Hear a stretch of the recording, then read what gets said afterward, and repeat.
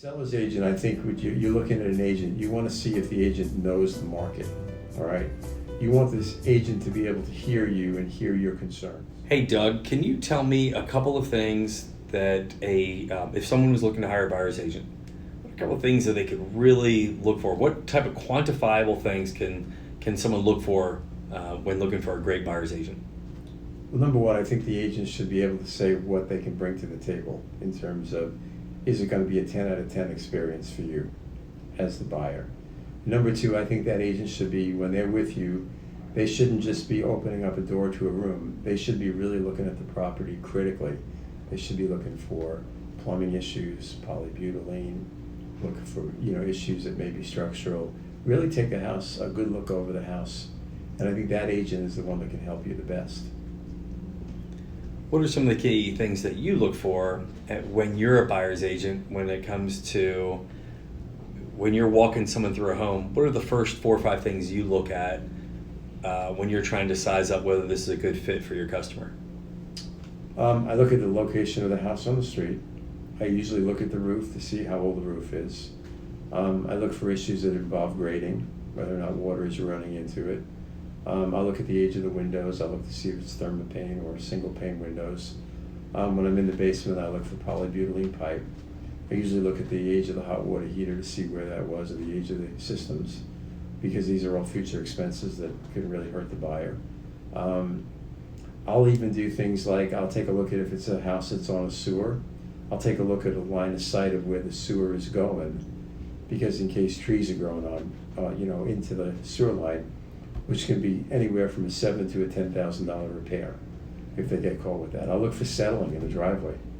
I look for issues that could pop up and cost them a lot of money. Can you walk me through a time where you were taking a customer around a space and they really liked the space, but you saw some red flags and you coached them away from that piece of property? Yes. I've looked at houses where, in one house that we recently were looking at, when we went in the basement, there were big structural steel supports on the house, on one wall. And that wall obviously had hydrostatic pressure where water was pushing the inside wall in. And that house, it turns out that repair had been there for 23 years. And we got it checked out, and it was a company, I won't name the company, that came in.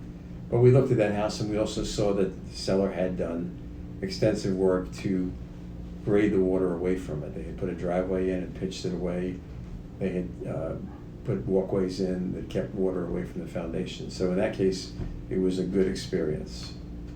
So we saw that, but I feel like it's really better for me to bring that to the attention of the buyer so that they can make a very good decision whether or not they want to spend the money for an inspection. That might be a showstopper for them. And if I let them spend $450 for an inspection, and that was there and they didn't see it, and they're looking at me saying, why didn't you point that out to us? We could have saved $450. Can you walk me through, when it comes to being a seller's agent, what are some of the key things that someone should look for in a seller's agent? In a seller's agent, I think you're looking at an agent, you want to see if the agent knows the market, all right? You want this agent to be able to hear you and hear your concerns. You want the agent to have a good idea when they walk in the house what your house actually has, what it has against the competition, what the average comparable prices were sold, how much inventory is there for absorption rates, the likely time on the market, and the trend of the market. If the trend of the market has been that it's been selling, that market's been selling 10 or 15 houses a month 3 months ago, but now we're down to 3 or 4, that agent needs to be to tell you up front that the market has changed. It's slowed down for whatever reason. And it could have slowed down because the inventory was all bad and nobody was going to buy the houses that were sitting there. Or it could be that generally that inventory is good, but the market of buyers is down. So then the seller has a choice. And when we talk to a seller, we talk about giving them a range of price. Okay, we don't say, okay, here's your price. Because I also need to know their motivation. Their motivation may be, I'm going to Florida, I'm going to retire, I want out of here, and you know what, I got all the money I need, get me out of here. They want to put that price. Or they may say, this is all the money I've got left in the world, I got to capitalize on it. We're going to price it to the market, but we might go a little higher number.